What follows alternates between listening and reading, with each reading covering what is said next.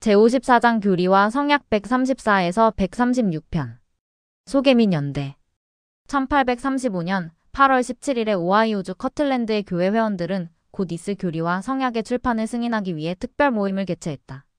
선지자 조셉 스미스는 미시간 준주에 있는 성도들을 방문하고 있었으므로 이 모임은 올리버 카우드리가 감리했다. 모임 동안의 교회 회원들은 정부 및 일반 법률에 관한 신조의 선언문을 교리와 성약에 포함해야 하는지를 표결에 붙였다. 교리와 성약 134편 머리말 이 선언문은 교리와 성약 134편에 기록되어 있다. 1844년 6월 27일에 선지자 조셉 스미스와 그의 형이자 교회 회장 보조 겸 축복사였던 하이럼이 일리노이주 카테지에서 순교했다. 순교 발표문은 1844년판 교리와 성약에 실렸으며 이는 12사도 정원의 일원인 존 테일러 장로와 윌라드 리차즈 장로가 목격한 내용을 근거로 하였다.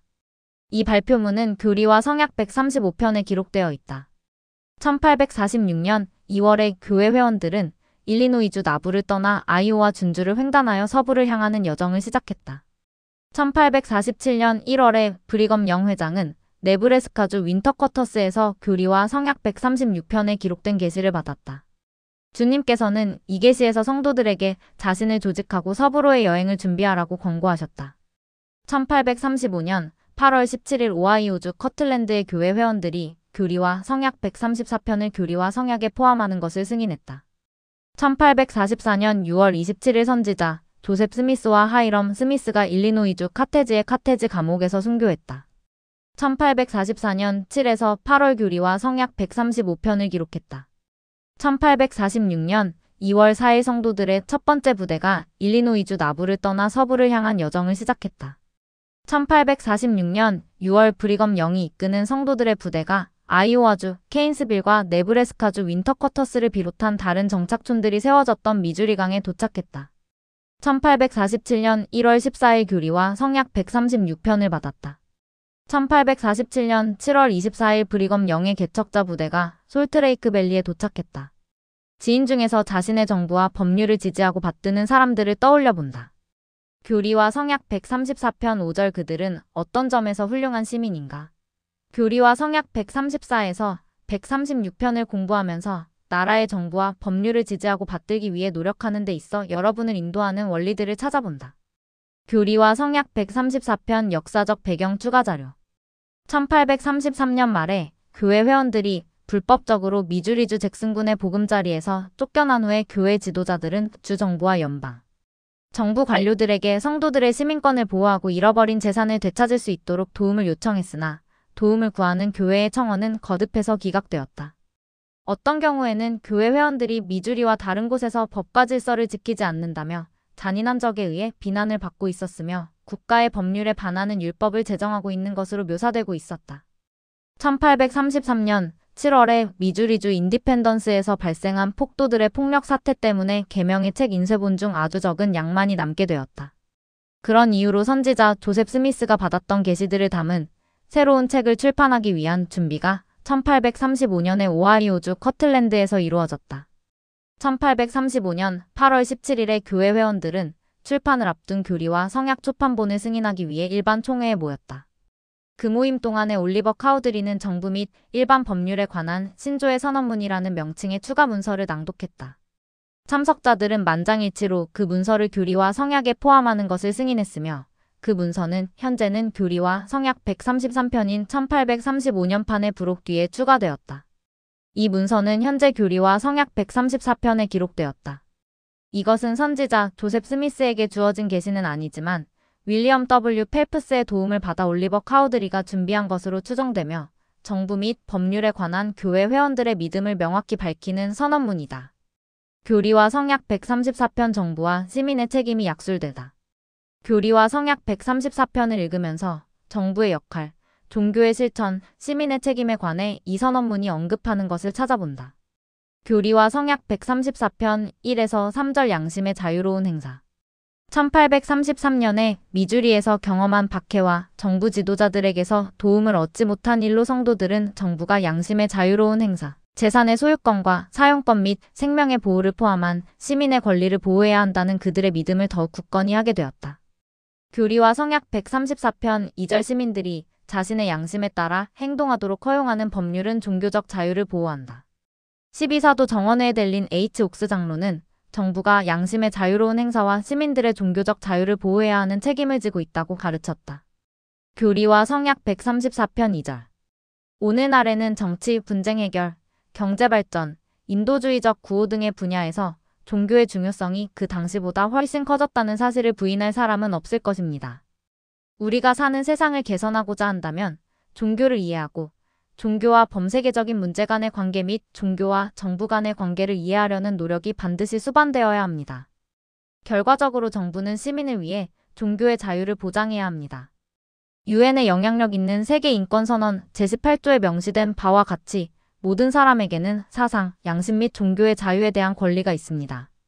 이 권리에는 자신의 종교나 신념을 바꿀 수 있는 자유가 포함되며 가르침, 의식 및 예배를 진행할 때 단독으로나 공동으로 또한 공적으로나 사적으로 자신의 종교나 신념을 표방할 수 있는 자유 또한 포함됩니다. 1948년 12월 10일 유엔 총회에서 채택한 세계인권선언 세상에 대한 종교의 사명 리아오나 2017년 6월 28조. 교리와 성약 134편 4, 7절 자신들의 종교적 신념을 자유로이 행사함. 1842년의 선지자 조셉 스미스가 우리는 우리 자신의 양심의 지시에 따라 전능하신 하나님을 예배할 특권이 있음을 주장하며 또 모든 사람에게 그들이 어떻게, 어디에서 혹은 무엇이라도 예배할 수 있는 똑같은 특권을 허용한다. 라고 언급하는 신앙개조 제11조를 적었을 때 그것은 교리와 성약 134편이 설명하는 종교적 자유의 원리를 강조한 것이었다. 하지만 종교적 자유는 모든 종교 관행이 법률로 보호되어야 함을 의미하지는 않는다. 교리와 성약 134편 4절에 따르면 시민들은 그들의 종교적 의견이 그들로 하여금 타인의 권리와 자유를 침해하게 하지 않는 한에서 종교에 따라 행동할 수 있어야 한다. 그러므로 생명, 재산, 건강 또는 타인의 안전과 같은 강력한 권리를 보호하기 위해 필요한 경우에는 종교 활동을 제한하는 것이 타당하다. 기도하는 가나의 가족. 우리는 우리 자신의 양심의 지시에 따라 전능하신 하나님을 예배할 특권이 있음을 주장하며 또 모든 사람에게 그들이 어떻게, 어디에서 혹은 무엇이라도 예배할 수 있는 똑같은 특권을 허용한다. 신앙개조 제11조. 선지자 조셉 스미스 1805에서 1844년은 종교적 자유를 보호하는 것의 중요성에 관하여 다음 성명을 냈다. 우리는 모든 사람이 평등하게 창조되었으며 모든 사람이 양심과 관련된 모든 문제에 대해 스스로 생각할 수 있는 특권을 가지고 있다는 것을 하나의 올바른 원리로 간주하며 이 원리의 참뜻을 모든 개인이 적절히 숙고해야 마땅하다고 믿습니다.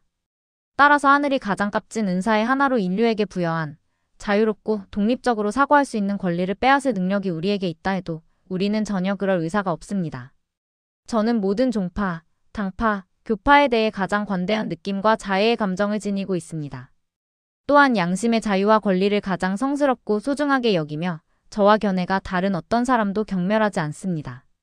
성도들은 제가 형제들을 위해 기꺼이 목숨을 버릴 것인지의 여부에 대해 증언할 수 있습니다. 제가 한 사람의 몰몬을 위해 죽을 각오가 되어 있다는 것을 입증했다면 저는 당당히 하늘 앞에서 장로교나 침례교나 그 외 다른 종파의 선한 사람을 위해서도 죽을 준비가 되어 있다고 외칠 것입니다. 왜냐하면 후기 성도들의 권리를 짓밟는 논리는 로마 가톨릭교의 원리, 그리고 잘 알려지지 않았으며 스스로 방어하기에는 너무 약한 다른 종파의 권리도 짓밟을 수 있기 때문입니다. 자유, 모든 인류의 사회적 자유와 종교적인 자유에 대한 사랑은 제 영혼을 고취시켜줍니다. 교회 회장들의 가르침 조셉 스미스 2007년 345조. 12사도 정원회의 로버트 D. 헤이즈 장로는 우리가 모두 증진하고 지지하려 애써야 하는 종교적 자유의 기본 원리를 이렇게 가르쳤다. 후기 성도들이 의지하고 수호해야 할 종교적 자유의 4가지 초석이 있습니다. 첫 번째는 믿음의 자유입니다. 어느 누구도 하나님에 대해 믿는 것으로 개인이나 정부로부터 비난을 듣거나 박해받거나 공격당해서는 안 됩니다. 믿음의 자유는 매우 개인적이며 정말 중요합니다.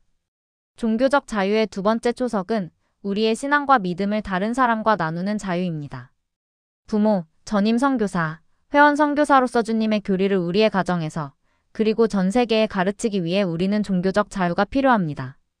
종교적 자유의 세 번째 초석은 종교적 조직, 즉 교회를 구성하고 다른 사람과 평화롭게 예배할 자유입니다. 국제인권문서와 많은 나라 헌법이 이 원리를 뒷받침합니다. 종교적 자유의 네 번째 초석은 우리의 신앙대로 생활할 자유, 즉 가정이나 예배당뿐 아니라 공공장소에서도 자유롭게 신앙을 행사할 자유입니다. 선택 의지를 보호하고 종교적 자유를 수호하십시오. 리아우나 2015년 5월 112쪽. 종교적 자유의 중요성에 관하여 더 많이 배우기 위해서는 religious.freedom.lds.org에서 찾을 수 있는 자료들을 공부한다. 종교적 자유에 관한 믿음을 다른 사람들과 예의 있게 나누기 위해 우리가 할 수 있는 일은 무엇인가? 교리와 성약 134편 5에서 6절 모든 인간이 그들이 거주하고 있는 곳에 있는 자신의 정부를 지지하고 받들 책임이 있으며 후기 성도들은 그들이 거주하고 있는 곳에 있는 자신의 정부를 지지하고 받들어야 한다고 믿는다. 교리와 성약 134편 5절 선지자 조셉 스미스는 우리는 왕, 대통령, 통치자, 장관에게 복종할 것과 법률을 순종하고 존중하며 지지할 것을 믿는다. 라는 신앙개조 제12조를 기록하면서 이 원리를 요약했다. 교회 회원들은 자국의 법률에 순종하고 타인들이 그 법률에 순종하도록 권유하며 지역사회에서 봉사하고 정부 관료들을 존중하며 투표에 참여할 때 이 원리대로 살게 된다. 때때로 국가의 법률이 교회 회원들의 믿음과 상충하는 경우가 있다. 델린 H. 옥스 장로는 법조계 및 종교계 지도자들이 참석한 대회에서 이런 딜레마에 빠졌을 때 무엇을 할 수 있는지를 이렇게 가르쳤다. 모든 기독교 신자들은 신성한 율법을 공경하며 그들 대부분이 민법 또한 하나님께서 제정하셨다는 것을 인식하고 있습니다. 주 예수 그리스도께서는 이렇게 지시하셨습니다. 그런즉 가이사의 것은 가이사에게, 하나님의 것은 하나님께 바치라. 마태복음 22장 21절. 이런 가르침에 따라 우리는 가능한 한 두 체계의 법률에 모두 순종해야 합니다. 두 체계가 명백히 상충하는 상황이 발생할 경우에 그 갈등을 조화롭게 해결하기 위해 노력해야 합니다. 실제로 갈등을 조정할 수 없다면 유사한 생각을 지닌 타인들과 힘을 모아 민법이 신성한 율법을 수용할 수 있도록 개정하는 일에 힘을 기울여야 합니다. 모든 상황에서 우리는 한 체계를 위하여 다른 체계를 무시하는 결정을 내리기 전에 매우 신중해야 합니다. 그것이 아주 드문 상황일지라도 그렇게 해야 합니다. 그런 맥락에서 저는 동료 신자들께 제도적 또는 개인적인 종교적 자유를 침해하는 것으로 해석될 수 있는 모든 법률 및 정부 조치를 무효로 하기 위해 종교의 자유로운 행사를 주장해서는 안 된다고 말씀드립니다. 제가 자주 말씀드린 바와 같이 종교의 자유로운 행사는 종교적 신념과 소속을 선택할 권리와 그 신념을 행사하거나 실천할 권리 모두를 분명히 포함하는 것입니다. 그렇지만 다양한 종교적 신념을 지닌 시민들로 구성된 한 나라에서 공공의 복권과 안전을 보호하려는 목적으로 종교적 원리를 실천하려는 사람들의 권리를 제한하는 것은 정부의 책임입니다. 교리와 성약 134편 12절. 우리는 노예에게 간섭하는 일은 정당하다고 믿지 아니한다. 1821년에 미주리주는 노예주로서 미합 중국에 가담했는데 이는 노예 제도가 그곳에서는 합법적이라는 의미였다. 12사도 정원회의 쿠엔틴 L. 쿡 장로는 종교적 자유에 관한 대회에서 연설하면서 미주리 성도들이 박해받았던 이유 중 하나는 그들이 노예 제도를 반대하는 신념을 가졌기 때문이었다고 설명했다. 1833년에 미주리에 있던 후기 성도들이 표방하는 가치 때문에 성도들과 교회에 속하지 않은 미주리 정착민들 사이에 마찰이 생겼습니다. 많은 미주리 주민들은 미 원주민들을 냉혹한 적으로 여겼고 그 땅에서 몰아내려 했습니다. 더욱이 미주리주 정착민 대부분은 노예 소유주였기에 노예 제도를 반대하는 사람들을 위협으로 여겼습니다. 이와 반대로 우리의 교리는 미 원주민을 존중했으며 우리는 그들에게 예수 그리스도의 복음을 가르치고자 열망했습니다. 노예 제도와 관련해서도 우리의 경전은 그 누구도 다른 이에게 종속되어서는 안 된다고 분명하게 말합니다. 초기에 상대적으로 적은 수의 흑인 회원들이 백인 회원들과 함께 예배를 드렸습니다. 다른 미주리 정착민들은 상당수의 후기 성도들이 주님의 계시에 따라 미주리로 이주해 오자 이를 위협으로 여겼습니다. 결과적으로 이런 상황은 심각한 갈등을 초래했으며 교회 회원들이 박해받는 원인이 되었습니다. 미주리 정착민 일부는 후기 성도가 출판하는 더 이브닝 앤드 더 모닝 스타의 사설이 노예가 아닌 흑인들이 미주리주로 이주하는 것을 옹호한다고 믿었기에 붕괴했다. 미주리 성도들이 가혹한 박해로 고통받는 모습을 지켜보았던 올리버 카우드리는 그런 비난으로부터 교회를 옹호하기 위해 우리는 노예에게 간섭하는 일은 정당하다고 믿지 아니한다라는 내용을 기록했을 수도 있다. 교리와 성약 134편 12절. 그의 성명서는 교회가 주인의 뜻이나 희망에 반하여 노예 생활을 하는 사람들에게 복음을 전파하거나 침례를 베푸는 일을 하려는 목적으로 확립된 법률을 위반하는 것을 옹호하지 않음을 명확히 밝혔다. 교리와 성약 134편 12절. 교회는 미국 내 인종차별이 극심한 시기였던 1830년에 세워졌다. 당시 아프리카계 사람들은 대부분 노예 생활을 하고 있었으며 인종차별과 편견은 미국 백인 사이에서 그저 흔한 일이었을 뿐만 아니라 관례이기도 했다. 오늘날에는 생소하고 충격적이지만 이러한 사실은 종교를 포함하여 사람들의 일상의 모든 면에 영향을 미쳤다. 한 예로 그 시대의 기독교 교회는 인종에 따라 분리되는 경우가 많았다. 후기 성도 교회에서는 애초부터 인종과 민족의 구분 없이 누구나 침례를 받고 회원으로 받아들여질 수 있었다. 교회의 설립자인 조셉 스미스는 생을 마칠 무렵에 노예 제도를 공개적으로 반대했다. 인종과 신권 복음 주제 교리와 성약 135편 역사적 배경 추가 자료 1844년 초반에 일리노이주 나부에서 한 무리의 배도자들이 선지자 조셉 스미스가 타락한 선지자라고 선언하며 대척점에 서 있는 교회를 세우려고 시도했다. 그중 일부는 비밀 회합까지 열었으며 그 모임에서 선지자를 살해하려는 음모도 꾸몄다. 1844년 6월 7일에 이 배교자들은 나부 익스포지터라고 명명한 첫 번째이자 마지막 호가 될 신문을 인쇄해서 배포했다. 그 신문은 나부 시장으로 봉사하던 선지자 조셉 스미스의 지도력을 맹비난했으며 그가 그릇된 교리를 가르치고 정치적 권한과 종교적 권한을 남용하며 은밀하게 복수 결혼을 시행하고 있다고 비난했다. 또한 그 신문은 나부 헌장의 폐지를 요구했다. 1844년 6월 10일에 개최된 나부시 의회에서 의회는 나부 익스포지터를 사회적 혼란으로 선언하는 조례를 통과시켰으며 조셉 스미스에게 언급된 그 혼란을 중단시키라는 명령도 내렸다.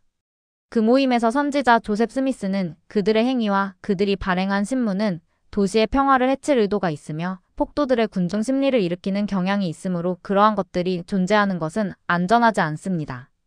라고 말했다. 그는 또한 그 신문이 사람들의 폭력적인 성향을 자극하여 우리를 죽음과 파괴로 몰아넣고 있습니다. 라고 언급했다. 나부 익스포지터 1844년 6월 7일 나부 익스포지터 신문의 일면은 일리노이주 나부에서 교회에 대항하는 반몰몬들의 감정을 격앙시킬 목적으로 인쇄되었다. 나부시 의회는 시 경찰서장에게 인쇄기를 파괴하라고 명령했다. 결과적으로 나부 익스포지터의 소유주들은 조셉 스미스와 나부시 관계자들에게 폭동에 대한 책임을 물어 그들을 고소했다. 선지자에 대항하는 적들의 비난에 고무되어 와샤와 카테지 인근 지역 사회 시민들은 조셉 스미스와 관련자들이 당국에 항복하지 않으면 무력으로라도 모든 후기 성도를 일리노이주에서 추방해야 한다고 연설하고 신문에 기고했다. 나부시 시장으로서 조셉 스미스는 공격의 가능성으로부터 시의 주민들을 보호하기 위해 계엄령을 선포했다. 선지자는 또한 주 당국의 법적인 분쟁을 해결하는 데 도움을 달라고 청원했다. 일리노이주 내에서 긴장감이 고조되어 가는 와중에 주지사인 토마스 포드는 조셉 스미스와 나부시 관계자들에게 폭동 혐의에 대한 재판을 위해 일리노이주 카테지로 가라고 명령했다. 나부가 공격당할 위협을 받고 있었지만 포드 주지사가 안전하고 공정한 재판을 받을 수 있을 것이라는 보장을 했기 때문에 선지자 조셉 스미스와 하이럼 스미스와 나부시 관계자들은 카테지로 갔다. 청문회 후에 조셉과 다른 피고인들은 보석을 신청할 수 있었다. 이 시점에서 선지자의 적들은 조셉이 나부에서 계엄령을 선포한 것을 이유로 조셉과 하이럼 스미스를 반역죄로 고소했다. 반역죄를 저지른 사람은 보석을 신청할 수 없었기에 조셉과 하이럼은 재판 때까지 감옥에 머물러야만 했다.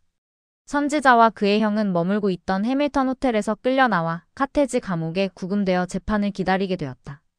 카테지 감옥의 외관 일리노이주 카테지 선지자 조셉 스미스와 그의 형 하이럼 스미스가 1844년 6월 27일에 순교당한 카테지 감옥 1844년 6월 27일 오후에 저기에 찬 폭도들이 수감자들이 머물고 있던 카테지 감옥 2층의 간수실을 공격해 선지자 조셉 스미스와 하이럼 스미스를 살해했다. 선지자와 그의 형과 함께 그 방에 있었던 다른 두 사람은 12사도 정원회의 일원이었던 존 테일러 장로와 윌라드 리차즈 장로였다. 존 테일러는 심하게 부상당했으나 윌라드 리차즈는 아무런 부상 없이 탈출했다. 1844년 7월과 8월에 존 테일러 장로와 윌라드 리차즈 장로가 목격한 내용을 바탕으로 하여 순교에 관한 서면 발표문이 준비되었다. 교회는 이 발표문과 선지자 조셉 스미스에게 바치는 헌사를 1844년판 교리와 성약의 끝부분에 포함시켰다. 제프리 마하스 순교를 기리며 계시를 받은 배경 그 발표문은 현재 교리와 성약 135편에 기록되어 있다.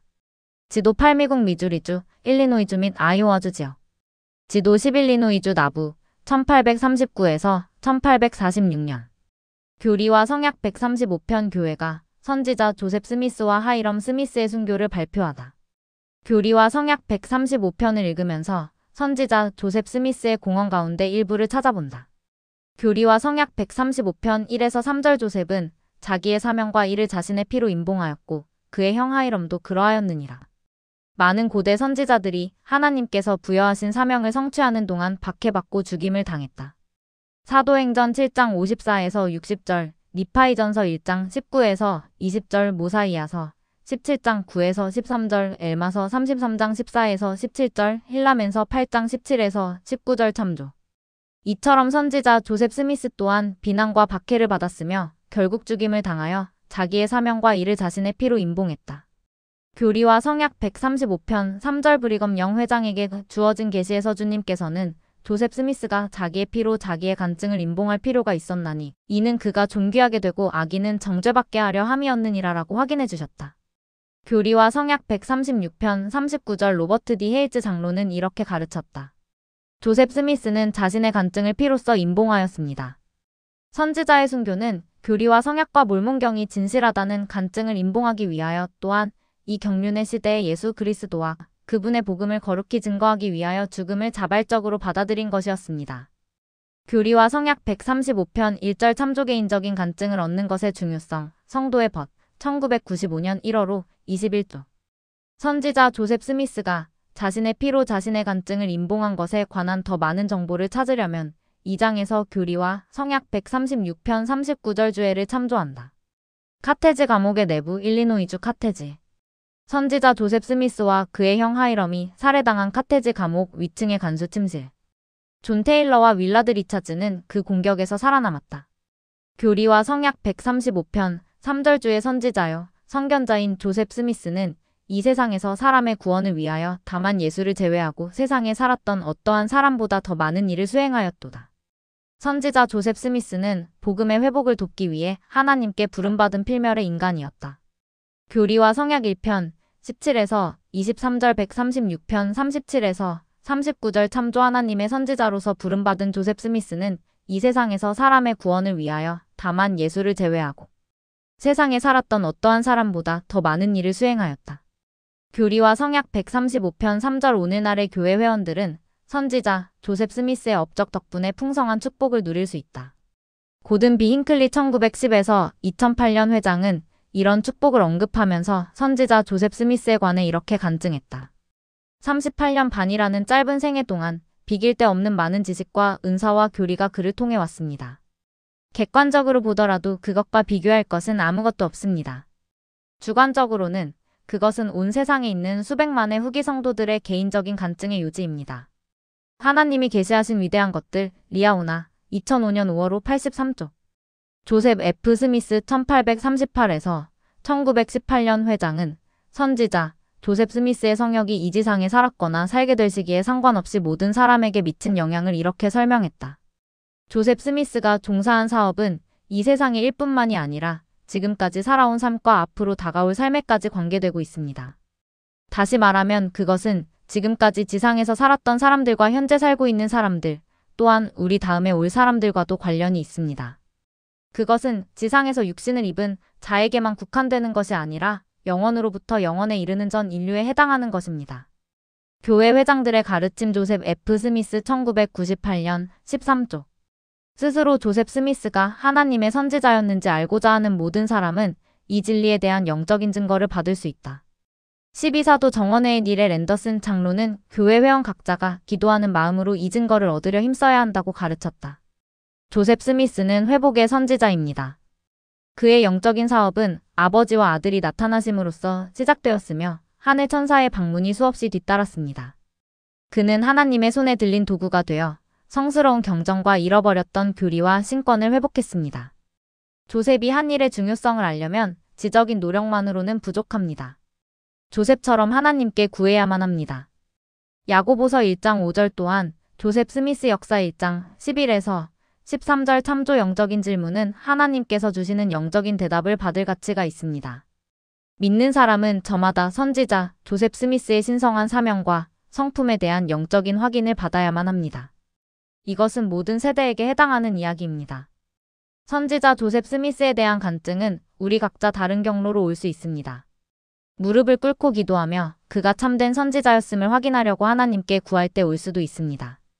첫 번째 시연에 대한 조셉의 기사를 읽을 때 올 수도 있습니다. 몰몬경을 반복해서 읽을 때 여러분의 영혼에 간증이 스며들 수 있습니다. 조셉에 대해 간증을 전하거나 성전에 가서 조셉 스미스를 통해 거룩한 인본 권능이 지상에 회복되었음을 깨닫게 됨으로써 올 수도 있습니다. 신앙과 진정한 의도가 있다면 선지자 조셉 스미스에 대한 여러분의 간증은 커질 것입니다. 오늘 이 말씀을 듣거나 향후에 이 말씀을 읽게 될 청소년들에게 구체적인 도전 목표를 드리겠습니다. 선지자 조셉 스미스에 대한 개인적인 증거를 얻으십시오. 조셉 스미스, 리아오나, 2014년 11월 28에서 30조. 조셉 스미스가 선지자로서의 사명을 완수했기 때문에 여러분은 삶에서 어떤 영향과 축복을 받았는가? 교리와 성약 135편 4에서 5절 나는 하나님께 대해서나 모든 사람에 대해서 양심에 아무 거리낌이 없도다. 선지자 조셉 스미스와 그의 형 하이럼은 일리노이주 카테즈로 가기 위해 나부에 있던 그들의 보금자리를 떠나려고 준비하면서 그들에게 임박한 죽음을 감지했다. 선지자는 당시 그의 느낌을 이사야가 표현한 메시아의 모습을 드러나는 도살장으로 끌려가는 어린 양과 같이 가노라라고 설명했다. 교리와 성약 135편 4절 또한 이사야 53장 7절 참조 그를 죽음에 이르게 하려는 음모를 계획한 적들의 가시적인 노력에도 불구하고 선지자는 친구들에게 이렇게 말했다. 나는 여름 아침처럼 고요하도다. 나는 하나님께 대해서나 모든 사람에 대해서 양심에 아무 거리낌이 없도다. 교리와 성약 135편 4절. 에머 스미스, 루시 맥스미스, 마리 필딩 스미스의 초상. 일리노이주 카테즈로 가기 전에 가족들에게 작별을 고하는 조셉과 하이럼 스미스. 살해당한 날 아침에 선지자 조셉 스미스는 카테즈 감옥에서 아내 에머에게 급하게 다음 편지를 썼다. 나는 내게 죄가 없음을 알고 내가 최선을 다했음을 알기에 운명에 따르고자 하오. 아이들과 모든 친구에게 사랑을 전해줘. 반역에 대해서는 아무런 잘못도 범하지 않았으며 그들은 아무것도 입증할 수 없을 것이오. 그것 때문에 우리에게 해가 되는 일이 일어날 것이라고 두려워할 필요는 없소. 하나님께서 모두를 축복해 주시기 바라오. 아멘. 교회 회장들의 가르침 조셉 스미스 531조. 맨션하우스 일리노이주 나부. 조셉과 에머는 1843년 8월에 일리노이주 나부에 있는 맨션하우스로 이사했다. 그 이전인 1844년 6월 18일에 나부에서 전한 말씀에서 선지자 조셉 스미스는 이렇게 말했다. 저는 저 자신의 목숨에 대해 걱정하지 않습니다. 저는 이 백성을 위해 희생할 준비가 되어 있습니다. 우리의 원수들이 무엇을 더 할 수 있겠습니까? 그들은 겨우 육신을 죽일 뿐이며 그것이 그들 능력의 한계입니다. 친구 여러분, 굳건히 서고 결코 겁내어 피하지 마십시오. 자신의 목숨을 구하려고 애쓰지 마십시오. 진리를 위해 죽기를 두려워하는 자는 영생을 잃게 될 것이기 때문입니다. 끝까지 견디십시오. 그러면 우리는 부활하여 하나님과 같이 될 것이며 해의 왕국에서 통치권과 영원한 주권으로 다스릴 것입니다. 교회 회장들의 가르침 조셉 스미스 531조. 한때 하이럼 스미스가 소유했던 몰몬경. 이 페이지는 하이럼이 자신의 동생 조셉과 함께 카테즈로 떠나던 날에 접어놓은 것이다. 선지자 조셉 스미스와 그의 동료들이 나부를 떠나 카테즈 감옥으로 갔던 1844년 6월 24일 아침에 하이럼이 갈 준비를 마친 후에 그는 몰몬경 잊어서 12장 끝단 부분의 모로나이의 작별 인사를 읽고 그쪽을 접어두었다. 교리와 성약 135편 4절 또한 잊어서 12장 36에서 38절 참조 12사도 정원회의 제프리 알 홀런드 장로는 그날 아침에 발생했던 사건들을 언급한 후에 이렇게 말했다. 이후 실제로 감옥에 투옥되었을 때 선지자 조셉은 자신을 붙잡아둔 간수들에게 몰몬경에 대한 신성한 진실을 강하게 간증했습니다. 그런 뒤 얼마 있지 않아서 권총과 총알이 이 두 증인의 목숨을 앗아갔습니다. 몰몬경의 신성함에 대해 간증을 갖게 해준 수천 가지 요소 중 하나로서 그 진실성에 대한 또 하나의 증거로서 말씀드립니다. 여러분에게 묻겠습니다. 이 절박한 마지막 순간에 두 사람이 사실적 기반 없이 허구로 만든 책 또한 함축적으로 교회와 성역을 바탕으로 자신의 목숨, 명예, 그리고 영원한 구원을 추구하는 불경을 하나님 앞에 저질렀겠습니까? 만약 이 책이 하나님의 말씀이 아니라면 과연 이 두 사람이 영원한 재판관의 면전으로 가게 되는 이 죽음의 순간에 그 책을 인용하고 거기서 위안을 찾으면서 마지막 순간까지 사기꾼과 협잡꾼의 누명을 썼겠습니까? 물론 그들은 그렇게 하지 않았습니다. 그들은 몰몬경의 신성한 기원과 영원한 진실성을 부인하기보다는 기꺼이 죽고자 했습니다. 영혼의 안전 리아오나 2009년 11월 89쪽 교리와 성약 135편 3, 6절 살아있을 때 두 사람은 갈라져 있지 아니하였고 죽을 때도 그들은 헤어져 있지 아니하였도다. 하이럼 스미스는 선지자가 가장 신뢰하는 형이었던 동시에 조셉 스미스에게 가장 헌신적인 친구들과 추종자들 중 한 명이었다. 히버 제이 그랜트 1856에서 1945년 회장은 하이럼이 그의 동생에게 얼마나 충실했는지를 이렇게 설명했다. 선지자 조셉 스미스를 위한 하이럼 스미스의 삶보다 더 훌륭한 형의 사랑을 보여주는 예는 찾을 수 없을 것입니다. 그들은 필멸의 인간이 할 수 있는 최대한의 단합과 애정으로 서로 사랑했습니다.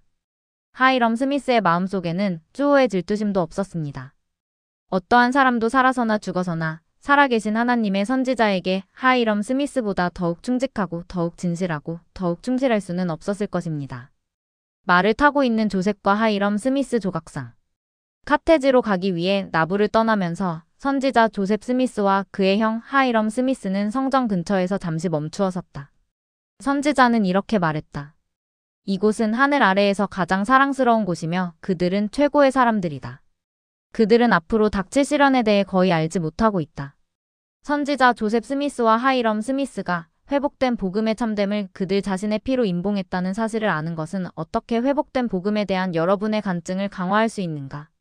교리와 성약 135편 3절 교리와 성약 136편 역사적 배경 추가 자료 1844년 이후부터 교회 지도자들은 적극적으로 서부로의 이동 가능성을 고려하고 있었던 것으로 추정된다. 선지자 조셉 스미스와 교회의 지도자들은 일리노이주에서 교회에 대한 적대감이 증가하고 있다고 느꼈으며 그들이 그 주를 떠나야 할 수도 있음을 인식하고 있었다. 1844년 2월에 조셉 스미스의 지시에 따라 12사도 정원에는 가능한 집합 장소를 찾기 위해 비밀리에 북미 서부 지역을 탐사할 계획을 세우기 시작했다.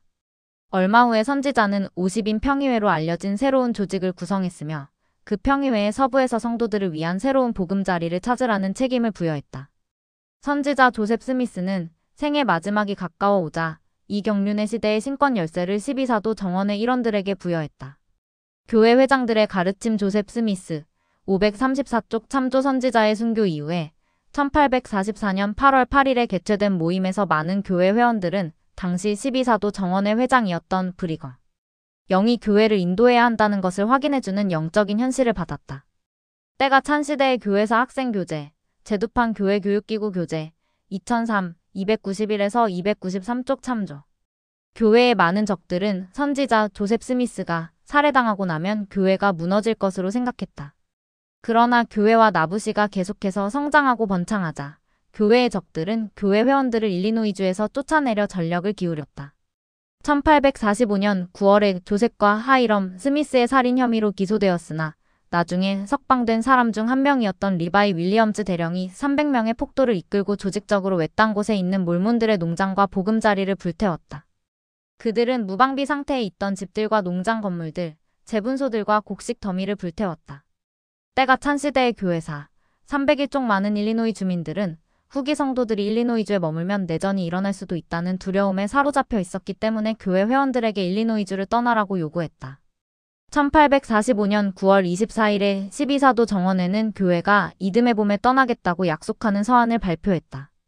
때가 찬 시대의 교회사 301에서 302쪽 참조.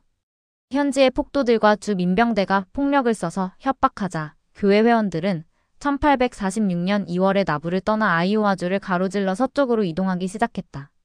폭우와 부족한 물자로 인해 1846년 2월에 나부를 떠난 교회 회원들이 아이오와주를 횡단하며 482km를 가는 데에는 석 달 반이 넘게 걸렸다.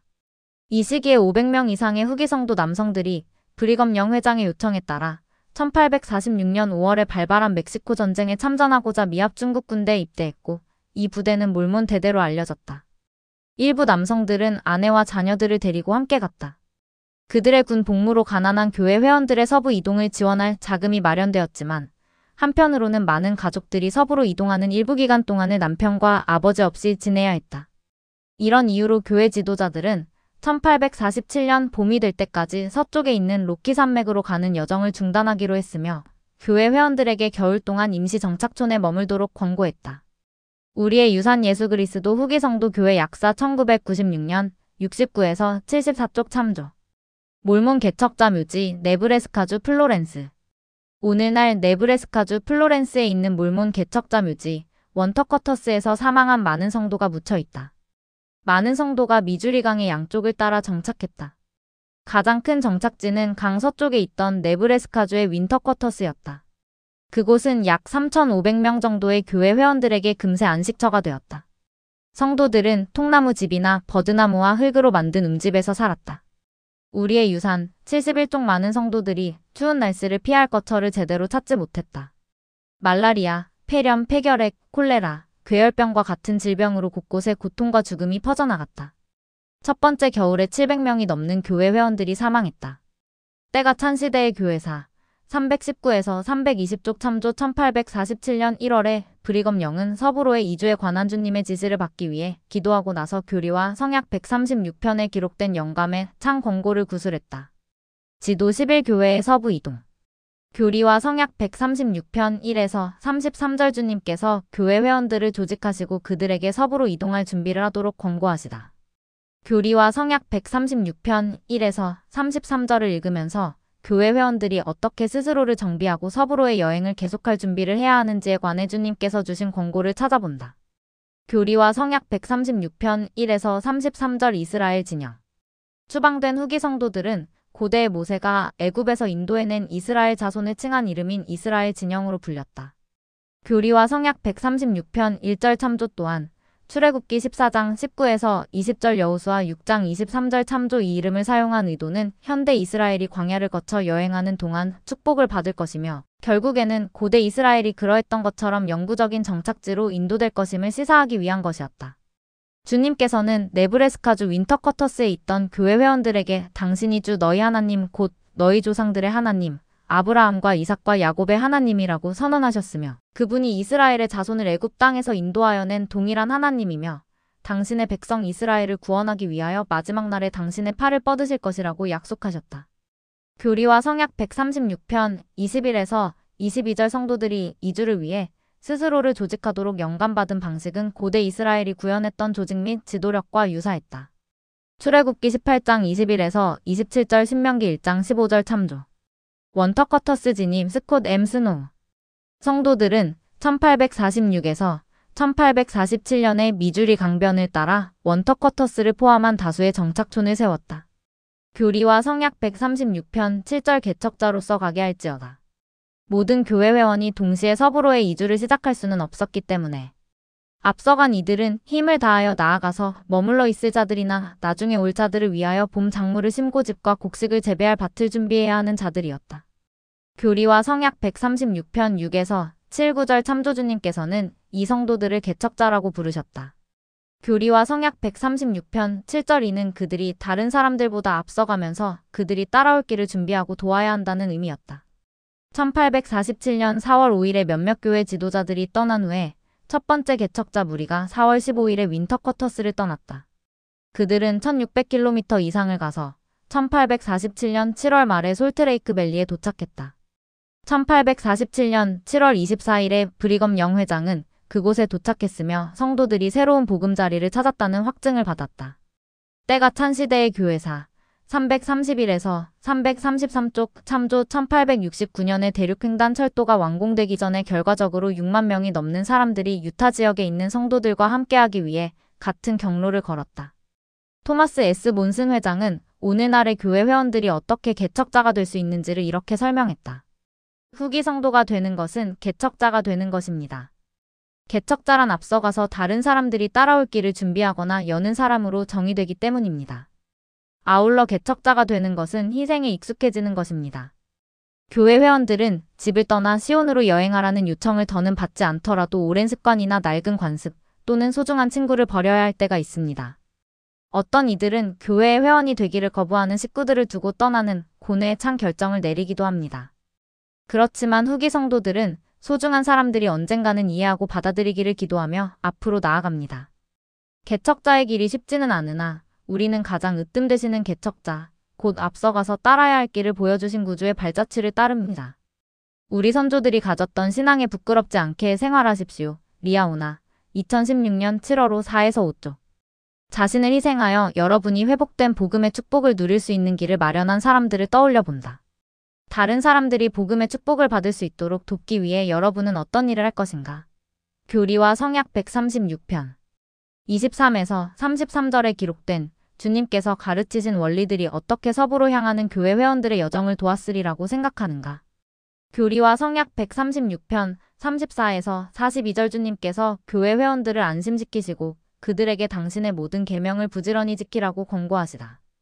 교리와 성약 136편 34에서 42절을 읽으면서 주님께서 선지자 조셉 스미스의 삶과 죽음에 관하여 말씀하신 내용을 찾아본다. 교리와 성약 136편 37에서 38절 그는 충실하였도다. 이에 내가 그를 내게로 데려왔느니라.